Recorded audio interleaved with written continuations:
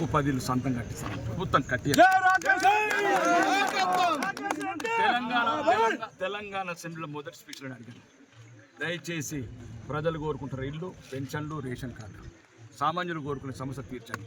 2 సార్లు ముఖ్యమంత్రి దగ్గరికి వెళ్ళి అది ఏదైతే ఇందిరమ్మ స్కీమ్ ఎక్కడ వచ్చింది, మేము లేనిది. రేవంత్ రెడ్డి గారు ఆయన ఢిల్లీకి పోతే ఎవ్వడు నమ్ముతలేడు, మమ్మల్ని దొంగ అనుకుంటున్నారు ఆయన అంటే, మేము ప్రత్యక్షంగా నేను కేంద్ర మంత్రి దగ్గరికి వెళ్ళి ఆయన అయితే అయిండొచ్చు దొంగ, కానీ దయచేసి తెలంగాణ ప్రజలు దొంగలు కారు. తెలంగాణ ప్రజలకు ప్రధానమంత్రి ఆవాస్ యోజన కింద నిధులు ఇప్పించింది మేము. ఇవి వాళ్ళ నిధులు కావు, మహానిధులు.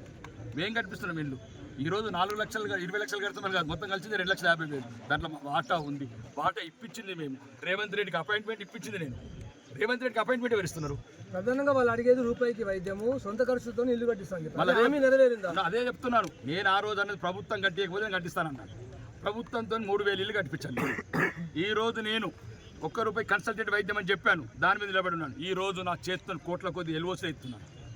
అది కన్సల్టేషన్ మాత్రమే, ఇది సర్జరీలతో సాల్వ్ చేస్తుంది ఫ్రీగా. కాంగ్రెస్ నేతలు అన్నారంటే ఎంతమందికి ఇచ్చారని అదే చెప్తున్నాను కదా, సుమారు ₹1,00,00,000 అంటున్నాను. కావాలంటే వచ్చి రిపోర్ట్ పంపిస్తాం. ఎల్ఓసీలు మొత్తం పంపిస్తాం. ఈ రోజు నాకు పవర్ ఇచ్చింది. 6 నియోజకవర్గ ప్రజలు నాకు ఆశీర్వాదం ఇచ్చారు, నాకు ఆయుష్ పోశారు. ఈ కలం సంతకం పెడితే ₹1,00,00,000 పేదలకు వస్తాయి. హింసలో కావచ్చు, బస్వతారకంలో కావచ్చు, ఇంకా కన్సల్టేషన్ ఇవ్వచ్చు. సో ఈ వివాదం ఎట్లా ముగింపు అవుతుంది? మీరు ఎమ్మెల్యేగా ఉన్నారు, కాన్స్టిట్యూన్సీ ఇది, లా అండ్ ఆర్డర్ ప్రాబ్లం అవుతుందని చెప్తారు. లా అండ్ ఆర్డర్ నుంచి ఇప్పుడు ఎందుకు అవుతుంది? ఇప్పుడు పోలీసులు తోయట్లేదు, మనం మంచిగా మాట్లాడుతున్నాం. ఇప్పుడు ఎవరు అధికారంలో ఉన్నది, ఎవరు? మేము అడుగుతున్నది ఏంటి? అవును, రేపు పిల్లలు అడుగుతాను, చెప్తాను. ఇప్పుడు కూడా చెప్తున్నాను ముఖ్యమంత్రి గారికి. ఒకవేళ చెప్తున్నాను ఈరోజు ఇంకొకటి, మీరు ఏదైతే తులం ఇస్తామన్నారు కట్టిస్తలేరు అన్న, పై చదువులకు వాళ్ళన్నా, పై ఉద్యోగాలకు వాళ్ళన్నా సర్టిఫికేట్ ఇస్తలేరు. తల్లిదండ్రులు అమ్మితే రక్తం తప్ప ఏం లేదు. రేవంత్ రెడ్డి ఏమో నవ్వుకుంటా మాట్లాడుతున్నాడు, నాకు సైకో, నాకు ఆనందం అనిపిస్తున్నది, అందరూ ఏడుస్తా అంటే ఇదేం ప్రశ్నలు? ప్రజాస్వామ్యంలో ఏ ప్రజలకు మాటలు చెప్పినావు? ఛాయ్ తాగితే ఇప్పుడు అవుట్సోర్సింగ్ ఉద్యోగులు 4 లక్షల మందిని మోసం చేస్తున్నారు. ఒక్క కార్పొరేషన్ పెట్టి వాళ్ళకు కొద్దిగా ₹10,000 కమిషన్ అని మిగులుతుంది, వాళ్ళకు ప్రభుత్వానికి మిగులుతుంది. అందరూ దొంగలు పంచక తింటున్నారు. కాబట్టి తెలంగాణ రాష్ట్రం దయచేసి ఇది దొరలకో, రేవంత్ రెడ్డి సోదరులకో, కాంగ్రెస్ మంత్రుల గురించి రాలేదు. తెలంగాణ 4 కోట్ల ప్రజలకు వచ్చింది. ఈ తెలంగాణ ఆదాయం 4 కోట్ల ప్రజలకు చెందాల. ఇది ఒకటే సమస్య కాదు, మేము ఇంకా చాలా ఉన్నాయి. అత్తల గురించి మాట్లాడతాం, కోడళ్ళ గురించి మాట్లాడతాం, వచ్చే నెల 4,000 గురించి మాట్లాడతాం. కానీ ముఖ్యంగా ప్రధాన సమస్యలు 20 లక్షల మంది విద్యార్థుల భవిష్యత్తు ఈరోజు కుంటుపడ్డది. ఆ తల్లిదండ్రులు కిడ్నీలు అమ్ముకుంటున్నారు, రక్తాలు అమ్ముకుంటున్నారు. కాబట్టి నేను అన్న ఉద్దేశం అదే తప్ప ఇప్పటి నుంచి ఇదే కాదు, ప్రతి ప్రధాన సమస్య మీద 420 వాగ్దానాలు ఇచ్చారు. అవి అడుగుతాం. 62 వాగ్దానాలు ఇచ్చారు, అవి అడుగుతాం. 6 గ్యారెంటీలు అడుగుతాం. కానీ ప్రధాన సమస్య పిల్లలకు, నిరుద్యోగులకు ఉద్యోగాలు, పేద పిల్లలకు ఫీజు రింబర్స్మెంట్, ఎట్లా భూములు అమ్ముతున్నావా, ఆ భూములు డైవర్షన్ చేయి. 14,000 ఉన్నది, 45,000 ఎక్సైజ్ ఆదాయం అయింది. అలాగే 10,000 కోట్లు, 2,800 కోట్లు కోలి నాన్ రిఫండబుల్ బడ్జెట్ వచ్చింది. మన సంవత్సరం ఎక్సైజ్ ఆదాయం పెడితే, ఎక్సైజ్ యాక్షన్ పెడితే 2,860 కోట్లు వచ్చింది నాన్ రిఫండబుల్ బడ్జెట్. అదని బండి పిల్లలకు ప్రధానంగా చూస్తుంటే ఇప్పుడు ఎన్నికల్లో మీరు గతంలో పోటీ చేసినప్పుడు హామీ ఇచ్చారు కాబట్టి హామీ నెరవేర్చారనే కారణంతో నేను రమ్మన్నది ఏంటంటే ఆ చర్చకే రమ్మన్నాను. ఈరోజు మిమ్మల్ని రమ్మంటానికి నేను చెప్తున్నది, నేనేమిచ్చాను, ఏం చేశాను, మీరేమిచ్చిండ్రు, ఏం చేశారు. అవసరమైతే కాగితాలు రాసుకుందాం, బ్యాలెన్స్ షీట్ రాసుకుందాం. మీరేమిచ్చిండ్రు, ఏం రాయలేదు, ఏం చేయలేదు. నేను ఏమిచ్చినా ఏం చేయలేదు. ఇప్పుడు నా స్థాయి నాయకులు, ప్రజలు ఎన్నుకున్న నాయకులు, ఒక సుదర్శన్ రెడ్డి గారు ఉన్నారు, సీనియర్ నాయకుడు అండి. భూపతి గారు సీనియర్ నాయకుడు ఉన్నాడు. ఇంకా నామినేటెడ్ పోస్టులతో నేను చర్చలు చేయను, మంత్రులు రమ్మంటున్నాను. ఇప్పుడు నేను శాసనసభ్యుని వాళ్ళ కూర్చొని మాట్లాడదాం, మీడియా ముందు మాట్లాడదాం, చర్చలు చేద్దాం. నేనేం మాట్లాడాను, ఏం చేశాను, ఈరోజు మీ ద్వారా చెప్తున్నాను. బరాబరి చెప్పాను. ఇంతకుముందు 10 ఇంటర్వ్యూలలో చెప్పాను, 100 ఇంటర్వ్యూలలో చెప్పాను, ముఖ్యమంత్రి గారికి చెప్పాను. నేను ఎన్నికల వాగ్దానం చేసి మారంపల్లి గ్రామంలో చెప్పాను, ఎన్నికల సంగ్రామంలో చెప్పాను. అప్పుడు మా మేనిఫెస్టో కాదు, ఇంకొక మేనిఫెస్టో అధికారంలోకి వచ్చింది. ఆ రోజు కూడా చెప్పాను, ప్రభుత్వం ఒకవేళ ఇల్లు కట్టియకపోతే ఎవరి సొమ్ము ఎందుకు పంచుకుంటున్నారా మీరు? ఎవరి సొమ్ము భూములు ఎందుకు అమ్ముతున్నారు? విద్యార్థులకు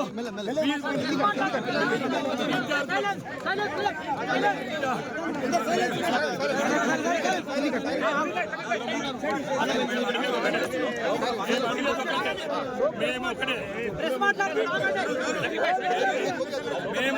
వ్యక్తిగత విమర్శ, మేము రేవంత్ రెడ్డి గారిని వ్యక్తిగత విమర్శ చేయట్లేదు. మాకు కాంగ్రెస్ నాయకులు వ్యక్తిగత విమర్శ చేయట్లేదు. మేమేమంటున్నాం, ఎవరి గురించి వచ్చారు తెలంగాణ, ఎందుకు గురించి వచ్చారు తెలంగాణ? ఎందుకు చచ్చిర్రు ఈ బిడ్డలు? ఉస్మానియా యూనివర్సిటీలో గొంతులు ఎందుకు కోసుకున్నారు? ఎందుకు ఇయ్యారు ఉద్యోగాలు? ఉద్యోగాలు అడిగితే ఎన్ని దాకా చచ్చిపోమని ఎందుకు అంటారు? మీరు కన్నరా? మీరు పెంచినరా? మీరు ఏం చేసిర్రు ఆ పిల్లల్ని? మీరు ఉద్యోగాలు ఇవ్వకపోతే బాయిలు దిక్కు చచ్చిపోమంటారా? రైతులు కరువు వస్తున్నది అయ్యా అంటే మీరు రక్తం చల్లుమంటారా? మీరు కొవ్వు చల్లుకోమంటారా? ఇదా ప్రజాప్రతినిధులు మాట్లాడే భాష? ఇదే అడుగుతున్నాం. కాబట్టి చెప్తున్నాం, ఈ ఉద్యమం రాష్ట్ర వ్యాప్తంగా మీరు అనుకుంటున్నారు అబద్ధాల వాగ్దానాలతో గద్దెనెక్కిర్రని. ఇది నిజామాబాద్ జిల్లా ఆర్మూర్తోనే పతనం మొదలైంది. కాంగ్రెస్ ప్రభుత్వం రాసి పెట్టుకోండి. నేను ఒకటే చెప్తున్నాను, రండి చర్చలకు. నేనేం చెప్పాను, మీరేం చెప్పారండి. కూసుందాం, అవసరమైతే దేనికంటే దానికి సిద్ధం. మేమేమంటున్నాం? ప్రశ్నించాం. పేద పిల్లలకు ఫీజులు లేవు.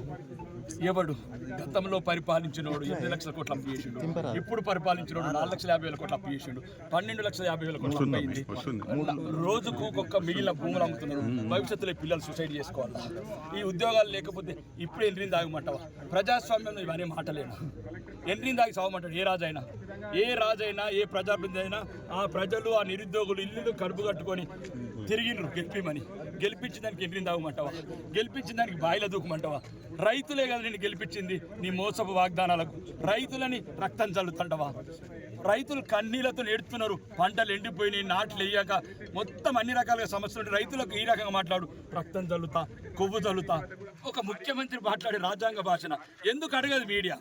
ఇంత అహంకారం ఎందుకు వచ్చింది? అవినీతి వల్ల వచ్చింది. రెండోది, మేము ఏమంటున్నాం, ఇంకా చాలా ఉన్నాయి అడిగేటి. తులం అడిగేటి ఉన్నది, అత్తలకు 4,000 అడిగేటుంది, కోడలకు రేపు. కానీ ముఖ్యం అది ప్రజాస్వామ్యంలో నిరుద్యోగుల బిడ్డలు, పేద తరగతి బిడ్డలు, రేవంత్ రెడ్డి పిల్లలు గారు మనమలతో ఫుట్బాల్ ఆడుతుంది గుట్టలేదు.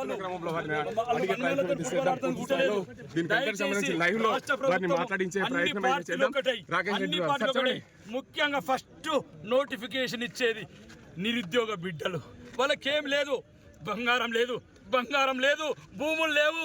రేవంత్ రెడ్డి లాగా, కేసీఆర్ కుటుంబం లాగా ఏం లేవు. దయచేసి 12 సంవత్సరాల నుంచి ఆ బిడ్డలు నిరుద్యోగం చస్తున్నారు. ఎవరి గురించి వచ్చారు? ఢిల్లీలో దేని గురించి పెట్టుకున్నాడు? ఎవరి గురించి? రేవంత్ రెడ్డి అన్న తిరుపతి రెడ్డి గురించా? కేసీఆర్ మన్మడి గురించా? కేసీఆర్ కొడుకు గురించా? ఎవరి గురించి వచ్చారు వీళ్ళు? కాబట్టి అదే అడుగుతున్నాం. ఎవరు? 20 లక్షల మంది బిడ్డలు హాస్టల్లో సర్టిఫికెట్ లేవు, పై ఉద్యోగాలు లేవు, ఎక్కడికైనా పై చదువులో కూడా సర్టిఫికెట్ లేవు. ఒక్క కాలేజోడు కోర్టు చెప్పినట్టు ఈరోజు రోజుకు 3,000 కోట్ల భూమి అమ్ముతున్నారు. ఎందుకు కట్టరు ఫీజులు? ఎందుకు కట్టరు? మీకు కమిషన్లు ఇచ్చే కాంట్రాక్టర్కి పైసలు ఇస్తారా? మరి పేద బిడ్డలు ఎక్కడికి వెళ్ళి వాళ్ళ కమిషన్లు?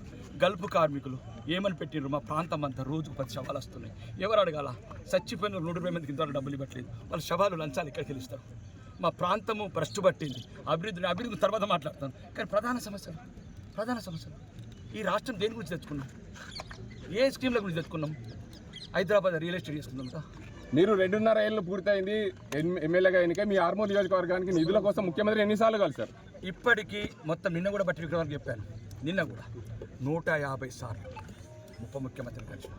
సీతక్క గారిని 53 సార్లు కలిశాను. కావాలంటే తెలంగాణ అసెంబ్లీలో మాట్లాడాను. ఒక్క నిధులు లేదు. ఇది ప్రాంతానికే పరిమితంగా రాష్ట్ర వ్యాప్త సమస్యలు మాట్లాడుతున్నా. ఈరోజు నిజామాబాద్ జిల్లాను అడుగంటించారు. ఎన్ని రకాలుగా రూపాయి లేదు.